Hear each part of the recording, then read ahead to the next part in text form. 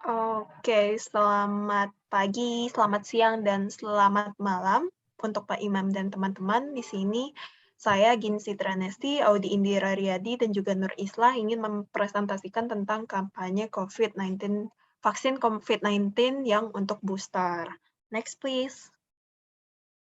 Nah, di sini kenapa kita memilih vaksin booster, karena ini termasuk relate dengan SDG atau Sustainable Development Goals yang ketiga, di mana di sini fungsinya adalah untuk ensure healthy life and promote well-being for all at all age, di mana lebih spesifiknya kepada SDG nomor 3, di mana itu proportion of the target population covered by all vaccines included in the national program. Next, please.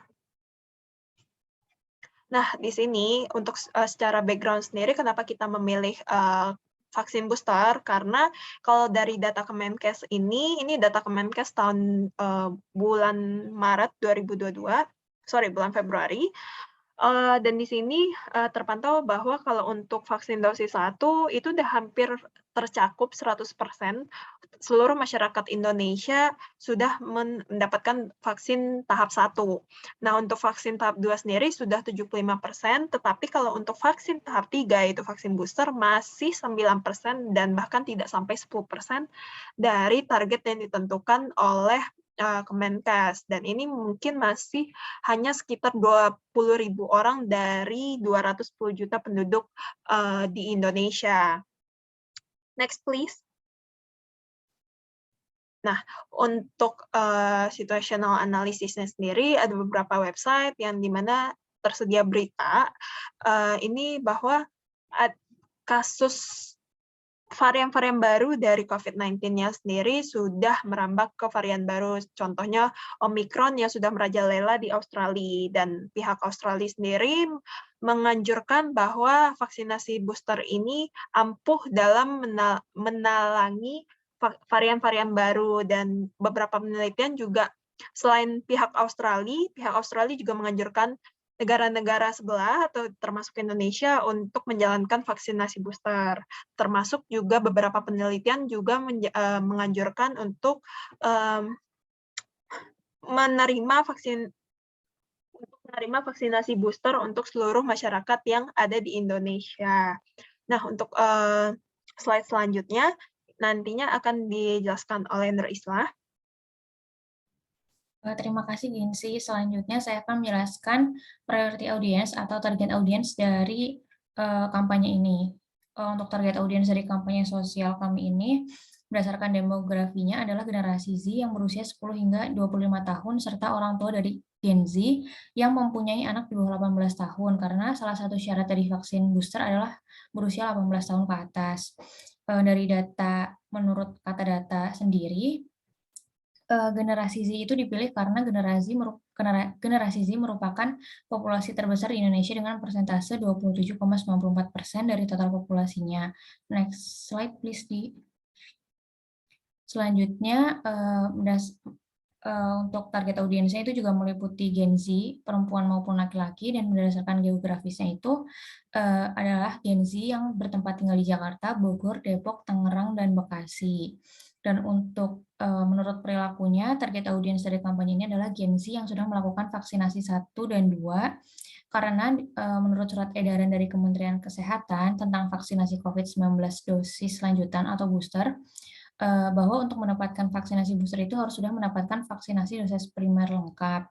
Dan untuk menurut psikografisnya sendiri, target audiens ini adalah Gen Z yang peduli terhadap kesehatan. Next please, Di. Selanjutnya, insight yang kami dapatkan mengenai Gen Z terhadap vaksinasi COVID-19 ini, menurut Survey Center for Strategic and International Studies, sebanyak 63,6% Gen Z itu tidak percaya dengan kemajuan vaksinasi COVID-19 untuk mencegah penularan virus corona. Next slide, please. Selanjutnya untuk objektif dan goals dari kampanye ini, yaitu kampanye ini bertujuan untuk meningkatkan kesadaran terhadap pentingnya vaksinasi booster terhadap Gen Z di Jabodetabek dalam kurun waktu 3 minggu.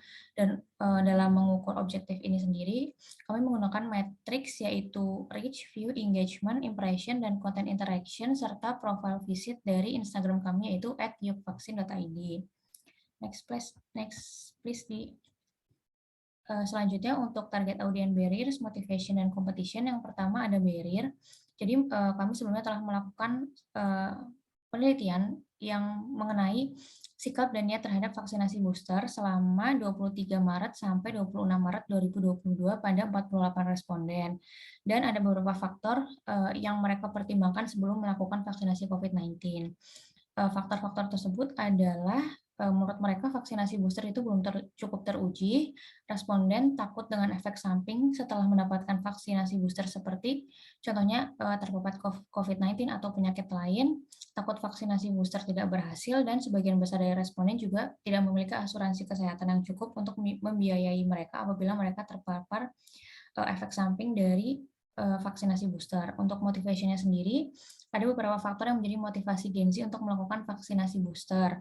Jadi apabila mereka udah divaksin, beberapa peraturan terkait perjalanan antar kota atau provinsi Indonesia itu udah nggak berlaku lagi. Contohnya mereka tidak perlu melakukan tes antigen ataupun PCR yang mana akan memakan biaya lagi. Selain itu, apabila Gen Z sudah mendapatkan vaksin booster, mereka bisa mendapatkan keringanan durasi karantina untuk beberapa negara, dan bahkan beberapa negara hanya perlu menunjukkan asuransi COVID-19 saja. Selanjutnya, untuk dari segi kesehatan sendiri, vaksinasi booster itu bisa mengurangi resiko penularan COVID-19 dan bisa mengurangi dampak berat apabila terpapar virus. Dari segi competition, berdasarkan penelitian kami sebelumnya, mengenai sikap mereka terhadap vaksinasi booster COVID-19, mereka itu memiliki kecenderungan untuk lebih memilih vaksinasi influenza dibandingkan dengan vaksinasi booster COVID-19. Next slide, please. Untuk positioningnya sendiri, kami menginginkan Gen Z di Jabodetabek itu untuk melihat vaksinasi booster COVID-19 sebagai aktivitas penting yang harus dilakukan dalam rangka membantu lingkungan menjadi lebih aman dan sehat, serta terpercaya dan bebas akan COVID. Next, please. Selanjutnya untuk marketing mix dari kampanye ini adalah untuk produk dari kampanye sosial ini adalah vaksinasi booster COVID-19 untuk meningkatkan kesadaran akan pentingnya vaksinasi tersebut. Dan kampanye sosial ini berjalan selama 3 minggu dari tanggal 9 Mei 2022 sampai 31 Mei 2022. Untuk tempatnya sendiri, vaksinasi COVID-19 dilaksanakan di berbagai posko vaksinasi booster di Jabodetabek, dan untuk harganya sendiri setiap Gen Z yang melakukan vaksinasi booster itu tidak dipungut biaya oleh pemerintah. Dan untuk promosi dari kampanye ini kami menggunakan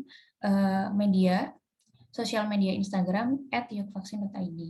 Next please. Selanjutnya untuk evaluation dan monitoring akan dijelaskan oleh Audi. Silakan Audi. Iya, makasih Isla. Selanjutnya saya akan menjelaskan evaluation dan monitoring terhadap kampanye vaksinasi booster COVID-19 yang akan kami lakukan. Di mana kita melihat dari 4 aspek. Yang pertama ada output, berupa impressions, number of materials distributed in channel utilized, which is dalam hal ini adalah Instagram, dan juga reach.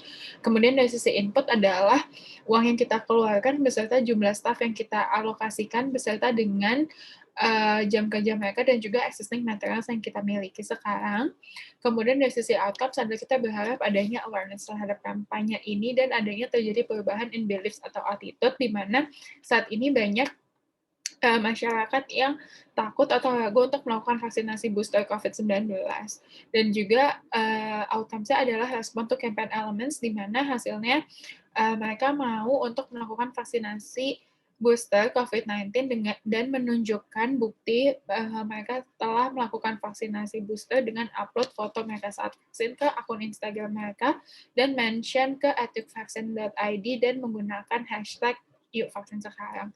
Di mana impact-nya yang kami harapkan dengan dilakukannya kampanye ini adalah ada disease prevented, di mana menurunnya angka positif COVID-19 dan juga crimes prevented berupa spreading hoax, di mana banyak sekali berita-berita hoax yang terkait dengan vaksinasi COVID-19, khususnya untuk vaksinasi booster.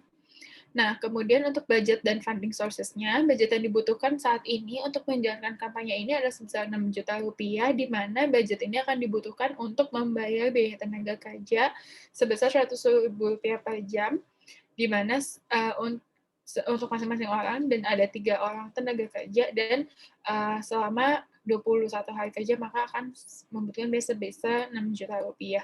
Gitu. Untuk funding sources saat ini masih ditanggung oleh anggota kelompok, namun ke depannya ketika kampanye ini membutuhkan budget yang lebih besar, kita akan bekerja sama dengan lembaga-lembaga terkait seperti Kementerian Kesehatan dan juga Satgas COVID-19, dan juga brand yang related dengan COVID-19 seperti Lifebuoy.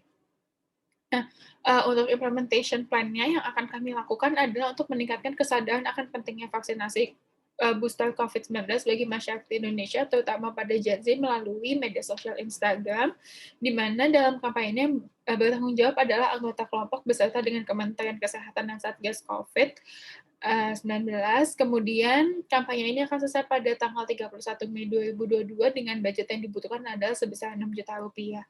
Gitu. Kemudian untuk sustainability-nya dalam implementation plan ini, yang pertama adalah kampanye ini akan terus dilanjutkan untuk menekan angka kematian karena COVID-19 dan juga mencegah dan mengurangi penyebaran virus COVID-19.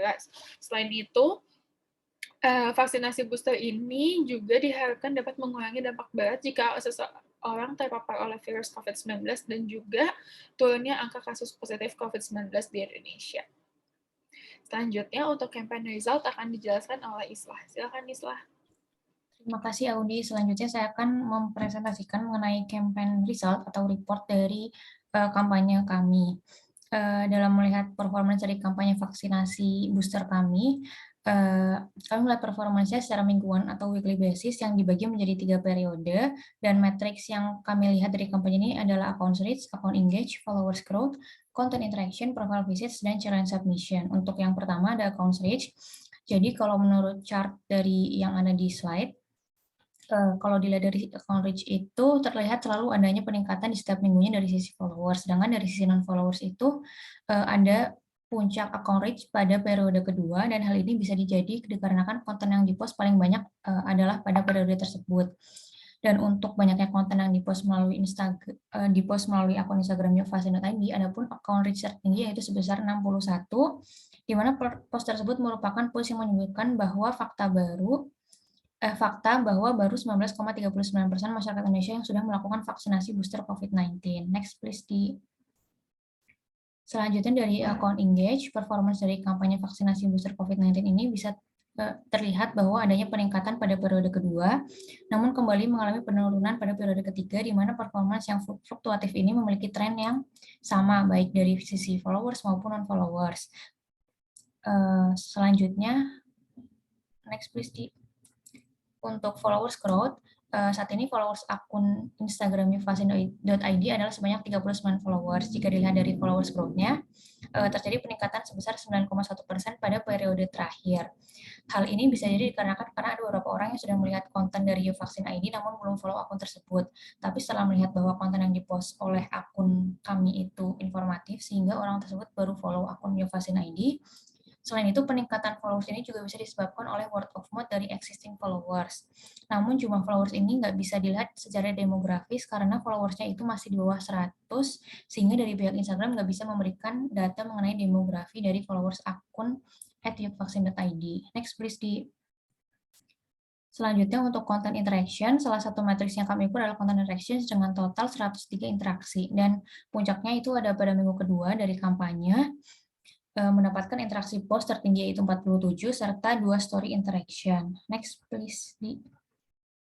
Selanjutnya ada untuk profile visit, berdasarkan data insight yang kami dapatkan dari Instagram, meskipun followers dari akun yofvaksin.id ini hanya sebanyak 39 followers, namun selama 3 minggu ini total profile visit mencapai 372 visitors, dan yang paling banyak ada periode kedua yaitu 210 visitors, dan hal ini dikarenakan banyaknya konten yang dipost pada periode tersebut.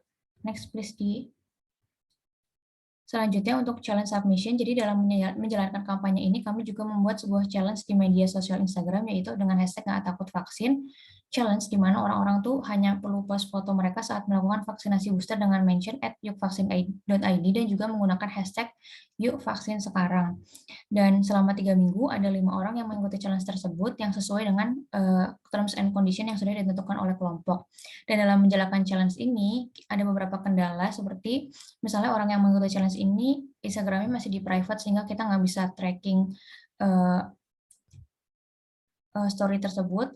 Selain itu, kami juga mendapatkan insight dari beberapa teman dan keluarga kalau misalnya mereka udah melakukan vaksinasi, tapi ada beberapa tempat yang melarang mereka untuk mengambil foto pada lokasi tersebut, sehingga yang seharusnya kami bisa mendapatkan lebih banyak submission, dalam hal ini menjadi lebih sedikit karena beberapa kendala tersebut. Next please, Selanjutnya untuk issues akan dijelaskan oleh Jinsi. Silakan Jinsi.